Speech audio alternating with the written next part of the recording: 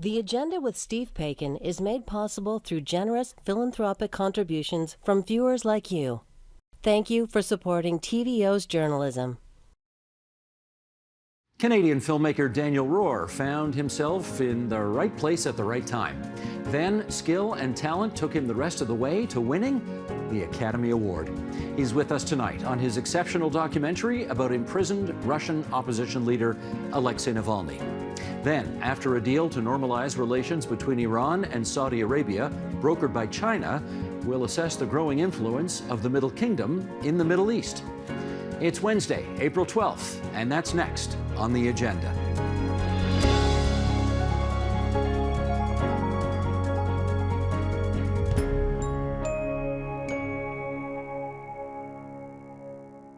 Three years ago, Toronto-born filmmaker Daniel Rohr probably couldn't have imagined that he would find himself chronicling the epic search for Russian state assassins who tried to fatally poison President Vladimir Putin's harshest critic, Alexei Navalny. Nor could he have anticipated that film, simply titled Navalny, would win the Academy Award for Best Feature Documentary. But that all happened. And it brings Daniel Rohr to our studio tonight. Great to have you here. Thank you so much, Steve. It's great to be here. You know what I want to start with here. Yeah. Did you bring anything with you today? I have to preface with, I don't carry this thing around with me. It just so happens that I came straight from the airport and I had it in my suitcase because it will live in Toronto at my parents' house. But I had to schlep this thing around. It's about 15 pounds. It's like, okay, I've never had one of these in my hands before, hefty. obviously. It's a serious piece of hardware. It's gorgeous. It's gorgeous. It's cool. They do it right. Have you got your head around the notion that all this has happened to you yet? You know, I don't know how to process that which cannot be processed. I haven't really had the time and space, even 2 or 3 weeks since the Oscars, to do a download and really process all of this. It's just an extraordinary sort of fever dream that I haven't woken up from yet, but I know that there's video evidence, there are photographs, and of course this thing is still with me. So it's just an extraordinary miracle. How old are you? 29.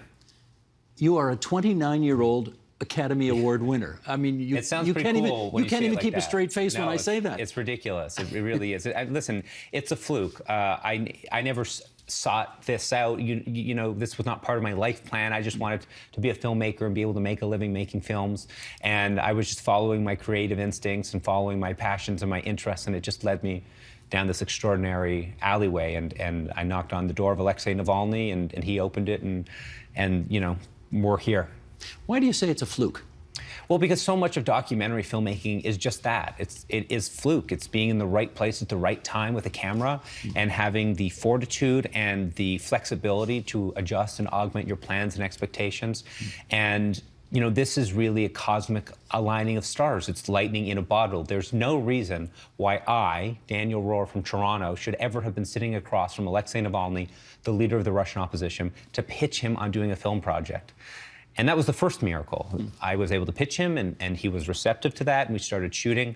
And then as we were shooting, every single day, it seemed as though the documentary gods were handing to me on a silver platter something extraordinary, something big, amazing characters. Everyone in this film looks like a movie star. Navalny is charismatic and hilarious. People are so shocked to find that our film is comedic, it's funny. And then there are moments and scenes in this film that have a scale and a scope that impact history, that impact the domestic politics of the world's biggest country. And to have a front row seat to that with your camera is a miracle. It's absolutely miraculous. You, as a documentary filmmaker, though, no doubt have your pick of thousands of stories you could potentially tell. Why did you want to tell that one? Well, in Navalny, I found one of the most compelling and charismatic politicians, political figures today. Here's a guy who literally survived an assassination attempt. He's like the guy who lived, the guy Putin couldn't kill, and he was planning to go back. It's Shakespearean, the scope and scale of this story. It's like a Greek epic, and I identified that from the first moment. So the story is one thing. It's one thing to have the overview of an amazing story and to know that. But the other ingredient that's really incredible for documentary making is that here was a story that very clearly had a beginning, middle, and end. We had this assassination attempt, this crazy whodunit followed by this guy's decision to return to Russia. So we knew as we were filming that we had a natural conclusion to this story, which isn't always the case in documentary making. And most importantly, when you sit across from Navalny and you chat with him, he has this quality that is often ascribed to master politicians. When you meet someone who has an extraordinary lightness and charisma, and within 20 minutes, within 2 minutes, you're convinced this guy could be the president. Navalny has that thing, that quality. And so I saw in him an extraordinary subject, and it was just incumbent upon us to do everything we could to deliver the best possible film. And you did. It's a tremendous achievement in filmmaking. And I want to show one of the scenes right now that is crazy.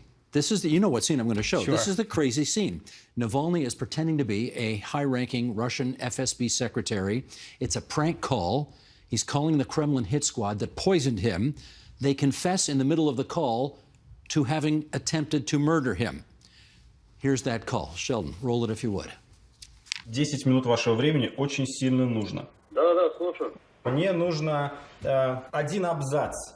Просто краткое понимание от членов команды, что у нас пошло не так, почему в Томске был с Навальным полный провал. Ну, это вот я вопрос себе задавал уже не один раз, кстати. Ну, я оцениваю работу хорошую, по крайней мере. Ну, работа сделана как бы, ну, как вот делали, как бы это все прорабатывалось вопрос. И не один раз. Ну, в нашей работе, сами понимаете, вопросов и нюансов всегда очень много, и все учитывать, как бы, ну... Какой предмет одежды, на какой предмет одежды главный был акцент? У нас самый рискованный в теории предмет одежды какой? Ну, трусы. И где это паховая часть. Паховой части трусов. Ну, гульчик так называемый, там швы такие есть. I mean, you know, you can't make this stuff But up. I haven't acted, it's still unbelievable to me. And you've seen that 1,000 I've times. seen it 1,000 times, Yeah. and it's still, it has the same cognitive dissonance now that it did when we shot that scene. Well, Daniel, here's the thing. I mean, you can see the reaction of the people in the room. Now, you don't speak Russian. Not a so word. you know something's going on, Yeah. but you don't know what's going on, I guess, right? Well, there were 2 cameras shooting that day. Nikki Waddle, our extraordinary Austrian DP, and I were filming that scene, and we had no expectations anything meaningful would happen. You know, I presume pretty early on in spy school, they tell you not to blab on an open, unsecured line to someone you cannot verify the identity of. But lo and behold, about an hour into our shoot that morning, the conversation was progressing further than it had before. And I recognized that whoever was on the other end of the line was engaging in a way that the other phone calls had not worked out. And then I noticed that Maria Pevchik, who's Navalny's chief investigator, who's the young woman in that clip, her jaw unhinges and hits the floor. And up until that moment, Maria's, emotional range, as I had seen it, had been like mildly annoyed to very annoyed. That was the spectrum of how she behaved towards me. And so to see this look of utter shock, you didn't have to speak a word of Russian to understand that something truly extraordinary was transpiring. And, I just remember a lightning bolt shooting up and down my spine, and I understood what was happening, and I just made sure we had enough battery in the cameras and that we were in focus, and we just kept shooting. No, you keep rolling for sure. Yeah. But then how long after the fact did you finally understand what actually had just transpired? Well, the literal details of it, probably that the call in real life lasted about 50 minutes. And it got to the point where, it was like, enough already, let's leave this poor guy alone. And it was shortly after we hung up that, Christo would have said some of the key details that I wouldn't have understood, like, it was in the underwear and these sorts of things. Did you shake your head when you found? I mean, this talk about underwears and the cod piece and all this. I mean, it's crazy. Yeah, this is what I was sort of speaking to when I was talking about gifts from the documentary gods. It's like, it is truly stranger than fiction. It's like you could not write this stuff. Your voice is the voice we hear interviewing Navalny in Yes. the course of the documentary. What did you learn about him that you didn't know going into it, just by being in his presence? Yeah, I think one of the things that I was really interested in when it came to getting to know Alexei was just his political curiosity. Navalny, you and Navalny would get along really well because he, I think much like you, is a total public policy and politics nerd. He's a total wonk. He loves talking about public policy. He loves debating the issues of the day. He has something to say about everything, as do I. And oftentimes we were on opposing sides of a given issue, and we would have these ferocious arguments, and I would watch as he would outmaneuver me in my language. This is his second language, and it just showed the magnitude of his intellect and his ability. He's a very talented guy, very curious guy. What would you have been on the opposite sides of? Well, What I issue? remember Twitter, one specific thing that we were debating is Twitter had just banned Donald Trump. And I remember my opinion on that, being a decent progressive from the West, was good. This guy should not have a platform. He's dangerous and unhinged and all of these things. And Navalny, being a progressive from a very different context, which is Russia, his opinion on that was, no, absolutely not. Who is Jack Dorsey? What is Twitter? Who are these people who get to decide who gets a voice? I'm sorry, but you Democrats with your values think that everyone should have freedom of speech, except if you don't like what they have to say. Did he convince you? I was certainly able to see things from his perspective. What his point was is that every single day there were thousands of people uttering death threats against him, and why aren't they banned from Twitter? So I think that he brought up some very good points, but it was a dynamic discussion that really highlighted a little bit of our interpersonal dynamic. On the other hand, for a progressive Russian, he does keep company Yeah. with some fairly far-right Russian fascist types, Yeah. which feels like an odd thing to do. Why does he do that? Well, it's a great question. First and foremost, when I was making this film, one of the important political lessons that I had to learn was that left and right, progressive, conservative, these terms that we use to describe political lines where we come from in Canada, don't apply to Russia. There is no analog for the left and the right. The issues that typically divide what left and right is in the West have no analog in Russia. So that's the first thing. And I think more than anything, what would define Navalny's his mission is to get rid of Putin and install a democratic tradition in the country, to cut the power of the presidency and to let the Russian people decide for themselves their vision for the future of the country. And what Navalny says, and what he would say, is that democracy is messy, and you cannot, if you want to oust a tyrant and a dictator, just appeal to the nice people. You have to appeal to as many people as possible. So when it comes to Navalny's flirtation with nationalism, something I might add I find deeply uncomfortable, it's a political calculation he's made. The enemy of the enemy is my friend. I think that's what it boils down to. And whilst it's something that makes me uncomfortable, I can understand why he made that political decision. Let's talk Ukraine, because you've described him as the #1 figure in Russia opposing the war in Ukraine. I think that's right.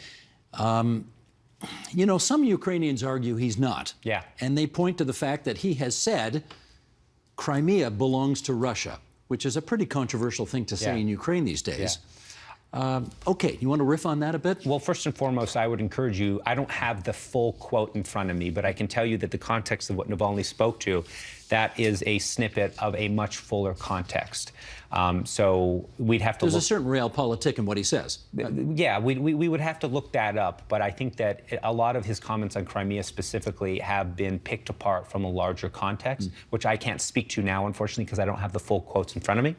But look, it is unequivocal and undeniable that Alexei Navalny, at any given opportunity in the last year, has spoken out against this war and the corrupt thugs who are waging it. And it has come without any consideration for his own well-being and longevity. There's a clear analog that the reason why he's in solitary confinement, languishing in a little tiny cell. We got a shot of this. Sheldon, bring this up if you would. Bring the shot up. Yeah, He's in why this not- there we tiny go. little cell.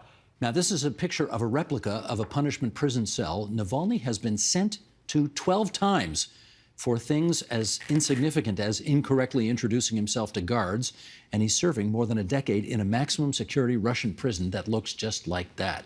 Because of his opposition to the war and his relentlessness, not just at how he speaks out against it, but how his organization from which he directs from afar, from prison, seeks to uncover the corruption of those who are waging this war. And Sheldon, go ahead. Let's do the next shot as well. Here he is appearing in court remotely from prison, looking rather gaunt there. Do you know how he's managing all of this right now? Well, look, it's incredibly challenging. He's the only prisoner in the Russian penal system who is in a perpetual state of solitary confinement. He's in solitary confinement because of his anti-war activism, and it's dark. It's very upsetting. But it brings to mind, for me, I've been thinking about this quite a lot, a great quote by Leonard Cohen, that he likes cracks because that's how the light gets in. Well, I think for millions of Russians, Alexei Navalny represents the light. He represents a little glimmer of hope in a sea of darkness. And one of the most compelling and inspiring parts of not just making this film, but getting it out into the world, is going to screenings in Vienna or Vilnius or Berlin and having young Russians newly exiled from their country approach me afterwards teary-eyed, inspired, and for the first time, the shame, the deep shame they felt at their nationality, at their Russianness. For just a moment, in the face of Navalny, it dissipates, and they have a small reason to feel pride and proud and a little glimmer of hope. And I think that really matters, and that's meant a great deal to me. When's the last time you had contact with him? Well, the last time I, of course, saw him was on January 17th, 2021. Does he know your film won the Oscar? Yeah, I sort of hear the same thing the rest of the world hears. He is sometimes able to get messages out to us on Facebook and Instagram, and he found out that the film won the Academy Award because he was in his little cell. He could hear through the door the radio that was in the other room playing. It was Russian news, and they were recapping the Academy Awards, and they quite overtly omitted the documentary category. And to Navalny, that was a really good sign. And he thought, we might have done well. And his lawyers came in and they told him, your film won the Oscar. And that was really meaningful for me because I have spent a year of my life trying to manifest this impossible dream for Navalny, for his cause, for his plight, with the thought being that if we can keep this man's name in the global consciousness, perhaps it will be a stone cast to dissuade the regime from murdering him in prison. And that's what we've tried to do. So to deliver him and his family this ultimate victory is very meaningful. You know, I've had a lot of people ask me this question, and I'm sure you get asked this question all the time, but I think we got to ask it, which is, why would he go back knowing what was waiting for him? Listen, it's a very complicated question, and it's challenging for me even when I have to think about it and consider it. First and foremost, I think the calculus about whether to go back or not would have been different had this war already been launched, or the escalation of the war already been underway. He went back before the war was a thing. No one thought it would happen. That's the first thing. People often talk about a sort of a savior complex. He wanted to be the guy to go and save the country in spite of his, certain detainment. Maybe that's part of it. But at the end of the day, I think if Alexei were sitting here, what he might offer is the thought that he frames himself as the moral leader of the nation, the leader of the opposition, and it is his mission to get as many people as possible out on the streets to protest. Even if he has to die for it? I think he's trying to set an example. And what he would say is, how can I ask people to go protest if I'm sitting safe in Berlin or Vilnius or Paris or wherever? He wants to be an example and show Russians that they can be brave and they can be courageous and strong. It's a deeply upsetting and sad context, but at the end of the day, it's the decision made between Navalny and his higher power, and whether you agree with him or not, you must admire the courage it took to make that decision. Do you see it as part of your life's mission now to make sure the world doesn't forget him? I think I'm forever tied to this guy and his family, and I happen to care about them very much. I've become quite close with his wife and children over the course of our awards campaign and the promotion of the film, and they were just, sharing the dance floor, tearing up the dance floor at my wedding a few days ago, and it was really special for all of us that they were there, and it was very meaningful. But of course, when it comes to Navalny specifically, my ultimate dream for all of this is to be able to show him the film, travel to Moscow in the hypothetical Russia of the future when Putin is gone and there's a very, very different political headwind in that country, and I can show him the movie that we made. You anticipated my next question. I was going to ask you about that. Yes. Do you see a day when you two will be able to shake hands and show your movie together to people? Well, listen, things look really bleak right now. They sure do. But, there's that old expression, the night is darkest just before the dawn, and I believe in that. And if you spend enough time with Navalny, one of his values that I think is cornerstone to who he is his sense of optimism and hope. He is oriented towards optimism and being hopeful, and you can't help be inspired by that. So in the spirit of Navalny, I have hope that he will survive this ordeal, he will outlast Putin, and I'll get to shake his hand again, and we'll get to see the movie. You're sitting here in a studio in TVO. Yes. And I have to, you know, Very meaningful for me to be Well, here. this is where I wanted to go Yeah. next, because we got just a couple of minutes left here, and I wanted to ask you about the fact that the guy who used to be the chair of the board Yeah. here, Peter O'Brien, Yeah. filmmaker, Yeah. is one of your mentors. Yeah.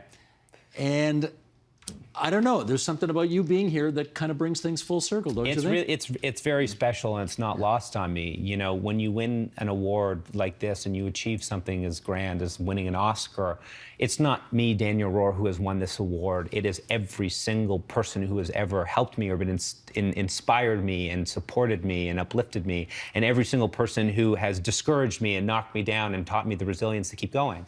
And certainly chief among the people who have inspired me, you know, there are a few people who I hold in very high esteem, and Peter O'Brien and Carolyn Bennett. I His remember his wife and Minister Bennett, and Member of Parliament for this area. for Toronto St. Paul's, where I grew up. I remember quite well being in Carolyn's office and telling her about the films I wanted to make and all of these things, and she said, "You should meet my husband Pete. He's the chair of TVO." And I said, "Boy, that'd be great." And I went and I met Peter, and Peter produced one of my first films, Survivor's Row, which is a really important film. Which aired on this channel. Which aired on this channel, and that Peter O'Brien has played such a profound influence in my life and my work, and again, a full circle moment. We had the Navalny family on the dance floor, and then we had Peter and Carolyn on the dance floor at my wedding, and that was very special. You know, I know that everybody you know and who contributed to who you are today Yes.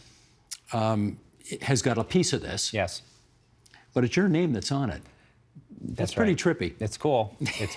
I think I'm best not to think about it too much, because at the end of the day, I have a lot of films left in the tank, and I don't want to have to live up to this. Well, It's that's just the something thing, that Daniel. happened. What do you do for an encore when you win an Oscar at age 29? Well, I think that what I do is just follow my creative instincts. I mean, I got here because I followed my passion, and I told the stories that were interesting for me, and I just, you know, woke up every day wanting to make stuff and wanting to make films.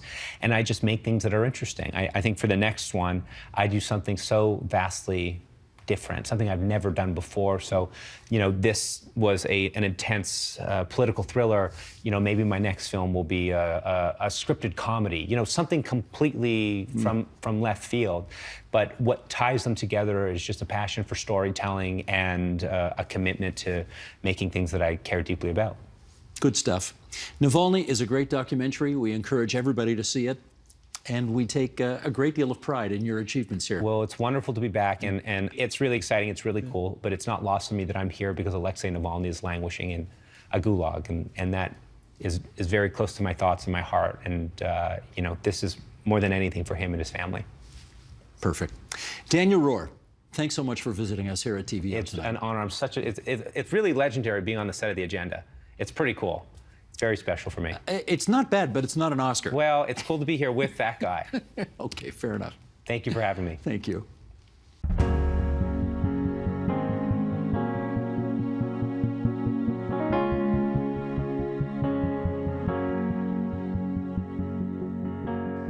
Last month, Saudi Arabia and Iran announced that they'd come to an agreement to normalize relations.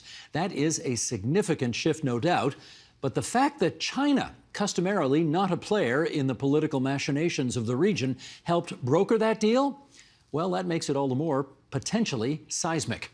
For some perspective on the significance of these events, let's welcome, in Vienna, Austria, Valina Chakarova, analyst and founder of the geopolitical consultancy FACE. In Washington, D.C., Vali Nasser, professor of Middle East Studies and International Affairs at Johns Hopkins University. In Harrisonburg, Virginia, Hussein Ibish, senior resident scholar at the Arab Gulf States Institute. And here in our studio, Besma Momani, professor of political science at the University of Waterloo and senior fellow at CIGI, the Center for International Governance Innovation. And it's great to have you back here in our studio, and to our friends in Points Beyond, thank you for joining us on TVO tonight. Besma, to you first. This seems to have caught a lot of people by surprise. How big a surprise was it, do you think, for the sort of foreign affairs watchers?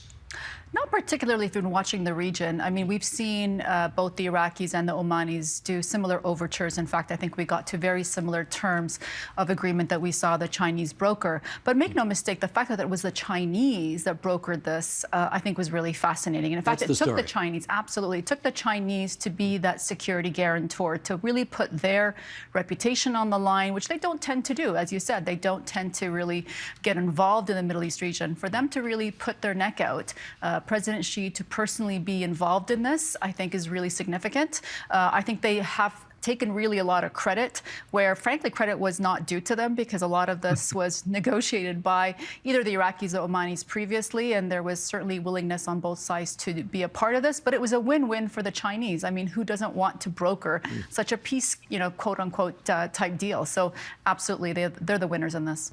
Vali Nasser, let me set up this next question to you by quoting something that you wrote in Foreign Affairs magazine last month. And I'll ask our director, Sheldon Osman, to bring up the graphics so people at home can read along as well.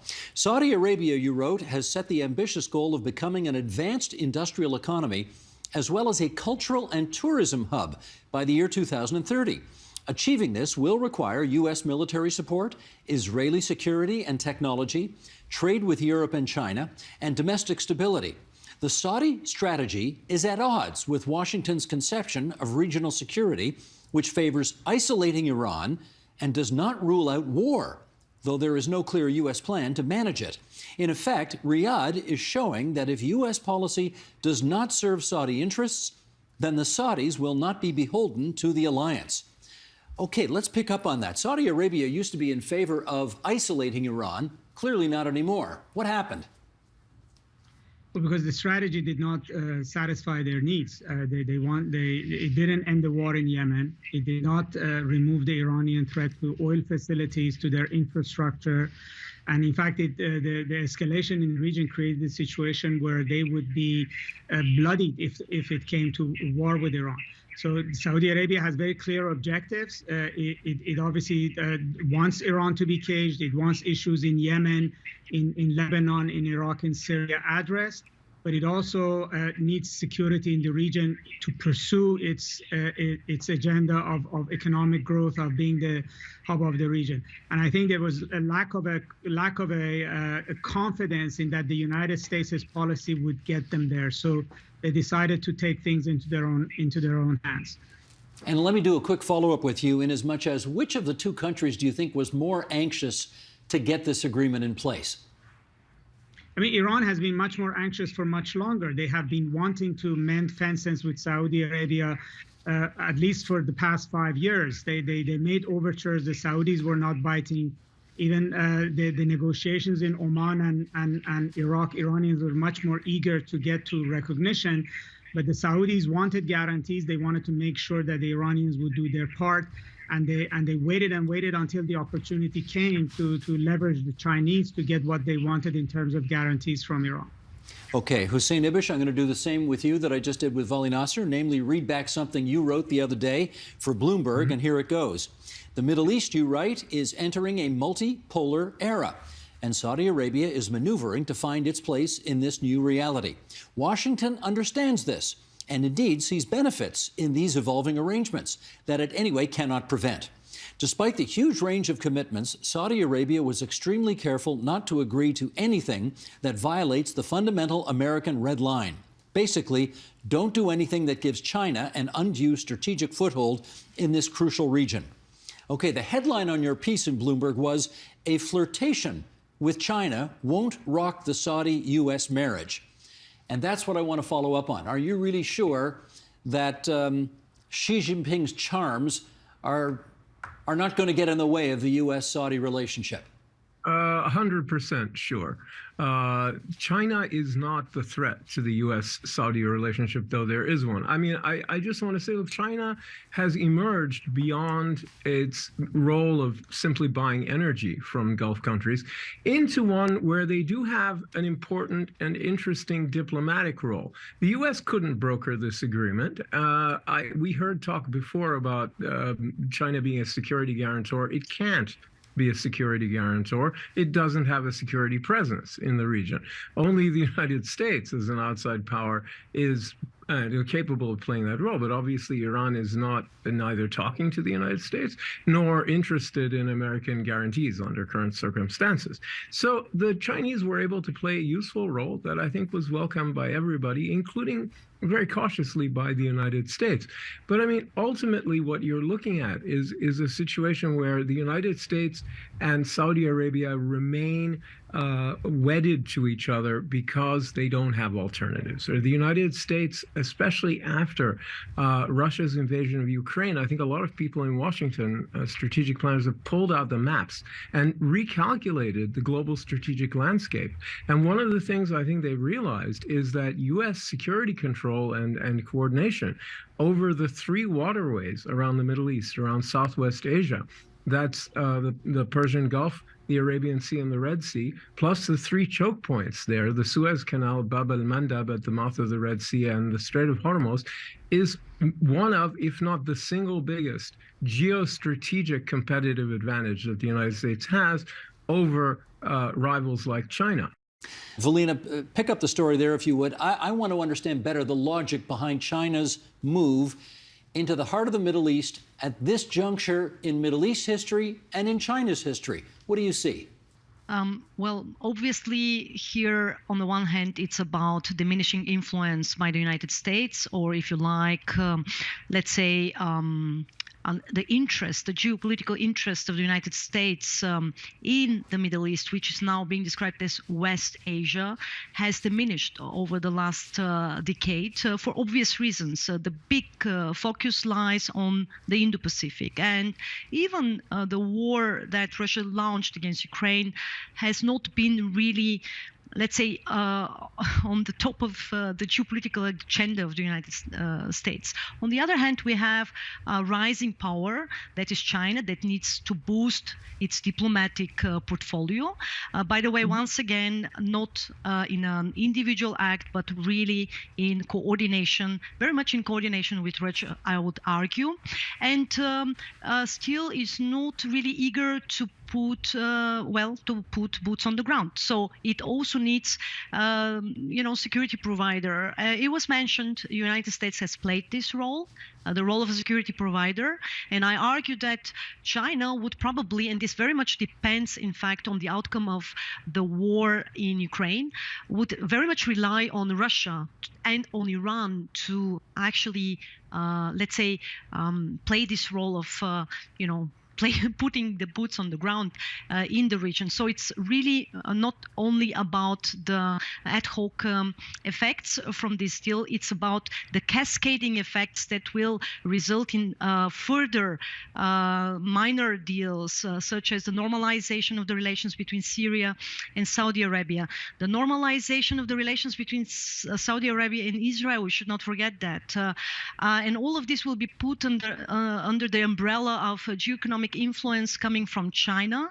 So it's, as was said, not only about the energy exports, it's about the geoeconomic portfolio. And here I think it's also about the hedging strategy of some of these players on the ground, hedging in a sense that they, of course, want to keep America busy on the ground. They want America to be involved.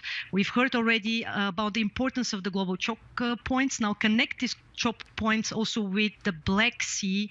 That is the most important global choke point for wheat exports, and you get the big picture. You still need this security provider for the control and the stabilization of the maritime lines. So in a sense, it's going to be also about competition. And yes, we are seeing multipolarity at regional level, but in fact, what we are also seeing is the bifurcation of the global system with two systemic rivals. The creation of these centrifugal forces, the competition between the United States and China, are in fact being manifested right now in the hedging strategies of all these relevant players in the Middle East. All right, Besma, let me ask you about Saudi Arabia and what their interests might be here. I wonder if some of this is a bit of a thumb in the eye to the United States. Their relationship hasn't been fabulous over the last little while, needless to say. How much of Saudi's engaging with Iran is just to remind the Americans that, we're here and we're in charge of our own affairs. Thank you very much. Oh, absolutely. Yes? I mean, yes, there is a messaging there for sure. And partly because I think the Saudis, and we know that they made it very explicit, and perhaps even some leaks to the media, that they were at one point even considering signing a peace treaty with the Israelis if they were to provide them with the nuclear technology for civilian use. And the Americans rejected that. I mean, there's no shortage of, I think, analysis that certainly Mohammed bin Salman and Biden don't get along. And even though we've had Biden go to Riyadh and make that very embarrassing to him, I think, fist bump approach to try to mend relations. The Saudis do think that the Americans are fickle. They don't feel it's trustworthy. I'm not suggesting that there's a fracturing of a really important structural relationship there. And let's not forget, if 9/11 didn't break, the Saudi-American relation, I mean, frankly, it takes a lot. The point is there's a structural reasoning for why those two powers are very much, I think, kind of glued at the hip in the sense. Not only is Saudi Arabia the largest importer of weapons, it's also the largest exporter of oil. The Americans, certainly as a dominant global economic power, want to see stability of markets on oil and prices. They no longer and never have really taken a lot of Saudi oil. So that argument of, peace for oil was always missing an important argument. But nevertheless, there are some structural reasons for why those two are really important to each other. But I do think that the Americans start to believe, and particularly I think the hit on Aramco was a really important turning point, that they just can't depend on the Americans like they used to.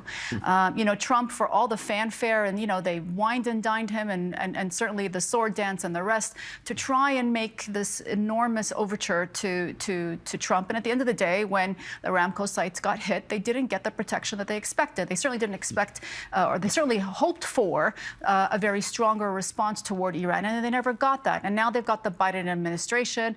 America looks very polarized from the outside, fractured from within. And so there are, I think, some hedging here, absolutely, to try and find other allies. And China is not someone to ignore. There is a lot of interest of China in advancing its Belt and Road Initiative. The entire Gulf region is buying 5G technology that the Chinese have. So there's enormous investment in the digital infrastructure. They see still China as a very important, viable economic partner. And so there's not going to be a turning away. And I think that the messaging here is twofold. One, to the Americans, you're not the only player in town, right? And we've got other options, not just for weapons, but for technology. And despite, Biden with his CHIPS Act and his IRA Act, they're not going to, I think, stop a lot of other countries out there, make deals where it's more profitable for them. At the end of the day, the Chinese have a very interesting offer of 5G technology, far cheaper, far better, far faster, and they all want to get on with developing their economy. So they're going to turn to the Chinese, absolutely. Falia Nasser, you're in Washington, so I want to ask you about reaction there. The official position of the U.S. government is that they welcome this move towards reconciliation. I want to know how sincerely we should take that. Well, I think part of it is face saving, although as Hussein said at the beginning, the deal does benefit the United States. It means no major conflict in the region in the short run, no threat to oil facilities that could jack up the price of oil and create inflation in the United States in the short run. And the United States can now focus much more on Ukraine and not worry about having to get engaged in a war. But I do think there is a certain degree of embarrassment because of the way that this was put out. Because once you put the words China and Iran and the United States not in there, there's attacks from the Republicans. There's also the way in which, exactly as Bassam said, that it's seen as the fact that the Saudis are basically saying very clearly that they don't trust the United States, they don't have confidence in the United States, and in some ways they are moving into that multipolar environment. But I think there is at a deeper level, there is a great deal of worry, intrigue about Mohammed bin Salman. I think, it's very easy to see this as about Iran or see it as about China. But I think the most interesting actor here is Mohammed bin Salman. By much evidence, he's the one who instigated this. He's the one who basically got Xi Jinping new energy deals only on the condition that it would help end the war in Yemen. And for me, the critical thing is when he got Xi Jinping on Saudi soil to criticize Iran and even say that Iran needs to solve its islands dispute with UAE through negotiations, which was like a chill of cold water on the Iranians, to maneuver the Chinese into this position. And I think the Americans are worried about, as Bassam said, where does this go in terms of Huawei, in terms of other sets of things around the global world, given that Saudi Arabia is such a big economic player. And also the fact that Saudi Arabia's Mohammed bin Salman is really assuming a role of reshaping this region. Yeah. I mean, building ties with UAE, with Turkey, normalizing with Qatar, now with Iran. That this is not the Saudi Arabia that we knew. It's not just that it's matured and independent, but it has a complete geostrategy that is outside of this framework that Washington is used to thinking about the Middle East. So you know, the point is that the U.S. really doesn't have a plan for the Middle East, doesn't have a strategy for the Middle East. What it's still peddling is the Middle East of the old, which clearly is not the Middle East we're seeing. Hussein, let me get you to pick up on one aspect of Vali's answer there, and that is the issue of Yemen, where there's been a civil war for almost a decade. Yeah. Can you talk to us about what you think the prospects for a more peaceful Yemen are going forward, given this development? Let me just say, because I've spoken with them pretty extensively. The White House at the senior levels I think they were sincere in welcoming this, even though it's politically painful, right? As Vali and others were saying. At the same time, they're skeptical that it's going to last. Right. I think that's really what underlies the perspective in the White House right now about the agreement. They don't give it a long shelf life. They are not sure it's actually going to work. And so until it does, they're not going to spend a lot of time sweating the details. Right. And I think that's where they are. In fact, I know that's where they are. OK. How about on Yemen? Yemen, yeah. So here's the deal, right? Saudi delegation is supposed to go to Yemen, to Sana'a in Yemen, and to meet with the Houthi leadership. And it's a remarkable breakthrough. So I do think that Vali is right that there was some pressuring of the Chinese. By the way, the Saudis are not buying 5G technology from China. That's UAE. They signed an MOU with the US to do that. But they did pressure the Chinese to help deliver Iran on Yemen, and then they pressured the Iranians to help deliver the Houthis on Yemen. So it's a little bit of a hopscotch. But it has gotten them there. They are seriously talking, or going to talk next week, to the Houthis about resolving the war. And we'll see how interested the Houthis are in that, because until now, they've been believing that they could achieve more on the battlefield than at the negotiating table. So we'll see if they're really ready to pull back from that. But it does look like they've exhausted what they can achieve on the ground. And if they were to be reasonable, I think they can get a good deal out of the Saudis. They need to give the Saudis security guarantees that will allow Saudi Arabia to pull back their troops into Saudi Arabia without the threat of rocket attacks, cross-border raids, bombs, and things like that. If they really get that out of the Houthis, and the Houthis make some kind of face-saving deal with the council, the presidential council, that represents the internationally recognized government, then I think you could have a deal and potentially the end of the Yemen war. It's okay, let me pick up on that with Valina, and that is, do you think that China has the heft? Do they have what it takes to replace the so-called American security guarantee with Saudi Arabia that those two countries have enjoyed for many, many decades now? Absolutely not in the short and middle term, but obviously China will try to exercise regional power projection. Let's not forget that in geopolitics, perception of power is power. And right now, the one side of the coin is how these moves by China are being perceived not only in the Middle East, but in the global South.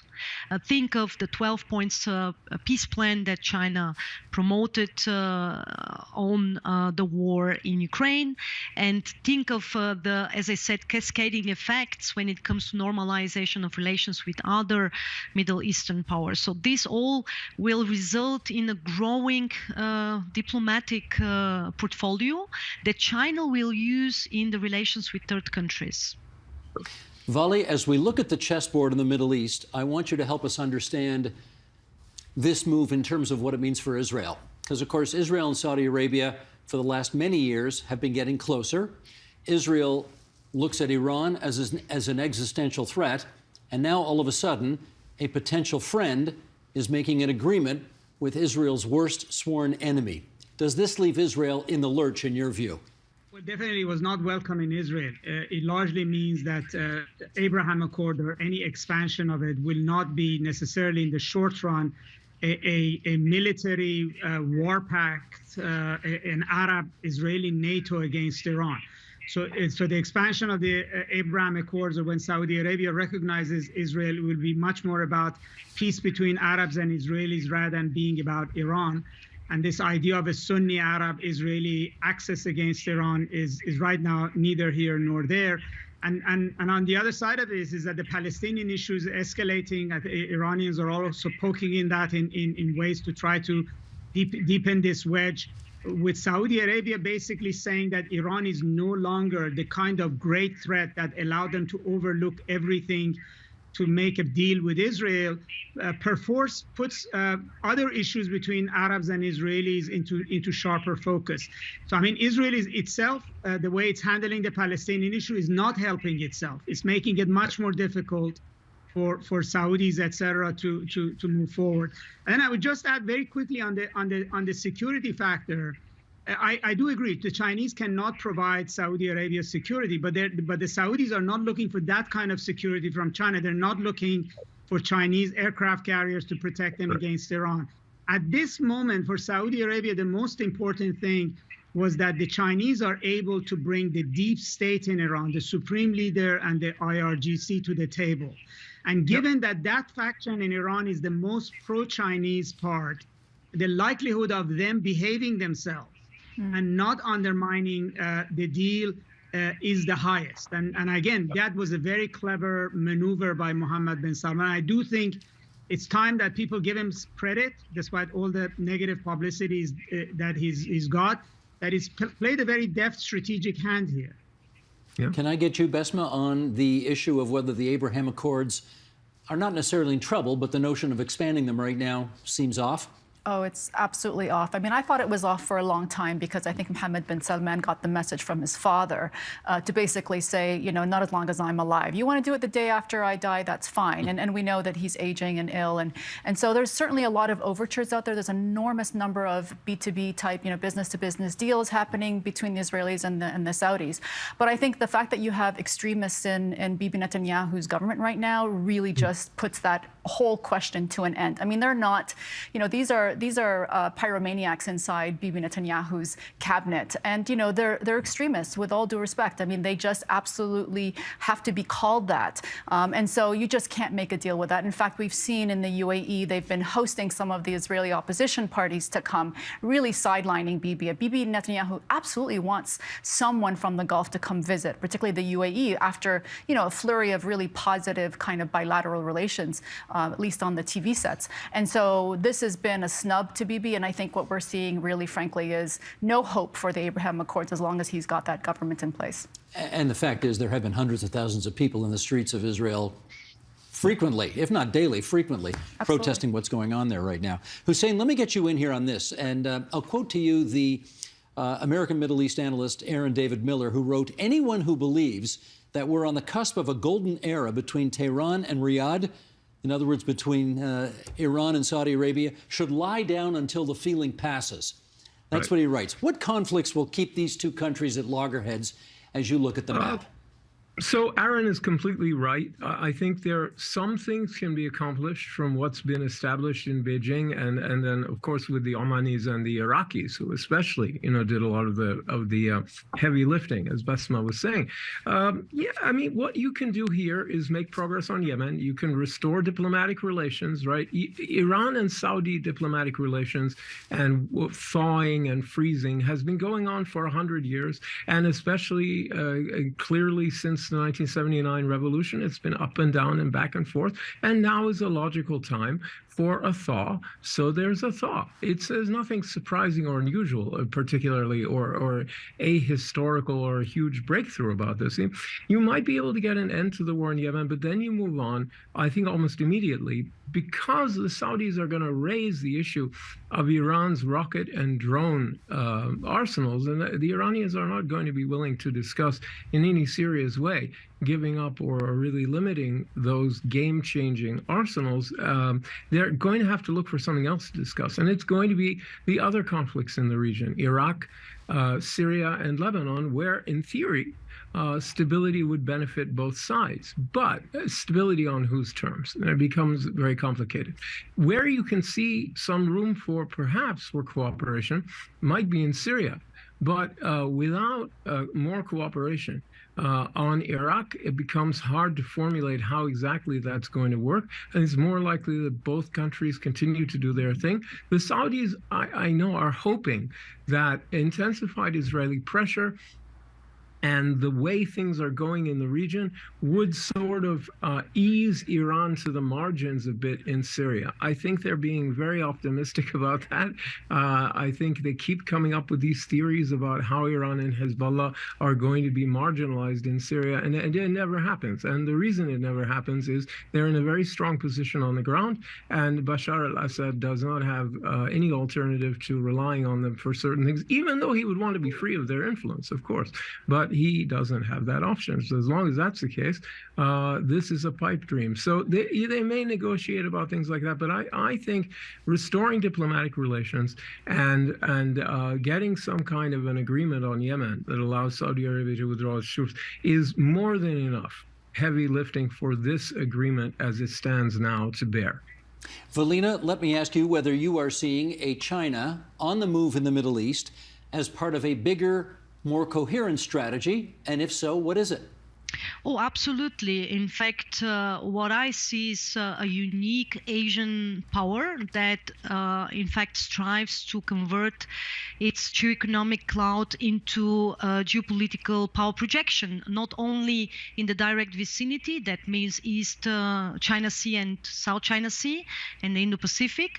That means also the maritime domain, but also the terrestrial domain. It's a unique position because both United States and before that Great Britain have become global powers based on maritime power projection. Now, China is applying a hybrid approach. On the one hand, of course, trying to create all these terrestrial corridors. That means also via West Asia. That is why China needs stability. China needs predictability. And here, I think one of the reasons why the Middle Eastern powers have been hedging significantly is because they see the bigger picture. They see this emerging systemic conflict. And by the way, it's not a direct confrontation between United States and China. It's much more long-term oriented competition. So here, specifically when it comes to connecting West Asia to Central and South Asia, think of Afghanistan. So this was not the first case where, China was confronted with a new situation, with a security vacuum because of the withdrawal of the United States. So this is a continuation. And obviously, the main target is the industrial heart in Europe. China has been targeting the soft belly of Europe, that is the former Soviet space, the Central Eastern European countries. Now we are seeing the counter reaction by some of these countries. The Baltic countries exited the 14+1 initiative. So in a sense, this success story is very important to China. And what we are going to see is also the continuum when it comes to winning the hearts and minds of the so-called global South, be it in Africa, in Latin America, and obviously, once again, this success story needs to, needs to prove or let's say needs to survive the test of the time. So China will be investing a lot economically to make it possible. Okay, just a couple of minutes left here, and I want to see if I can get on two more things.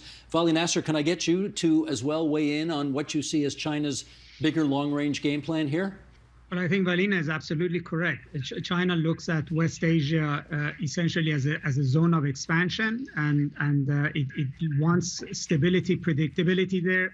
Unlike the United States, whose policies in the region have been largely through military and has been positioned between the Arabs and Iranians. The Chinese's interests are economic, are geographic.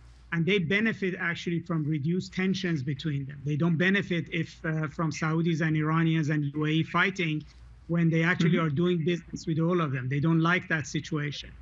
And at the same time, also, the Iranians are becoming a major corridor for in West Asia for China, but also more importantly for Russia.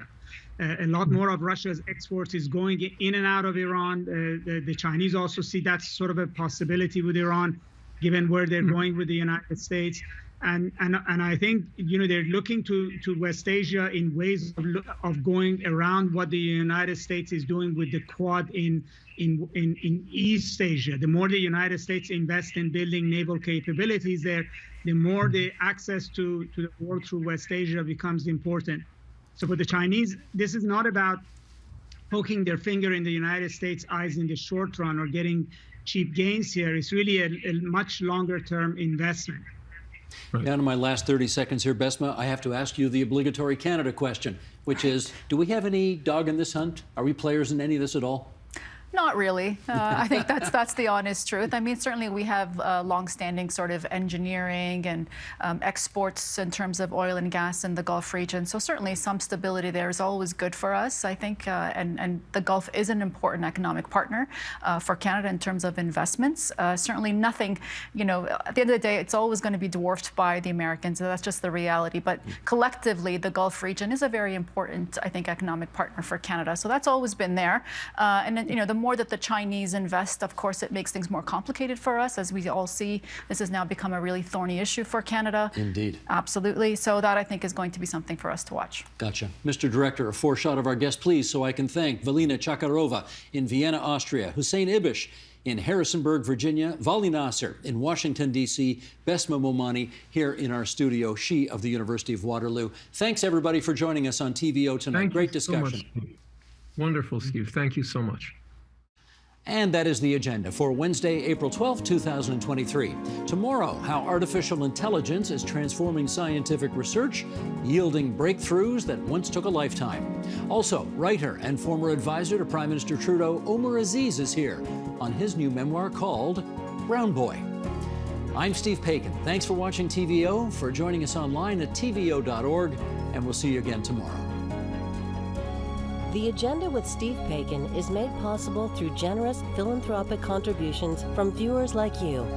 Thank you for supporting TVO's journalism.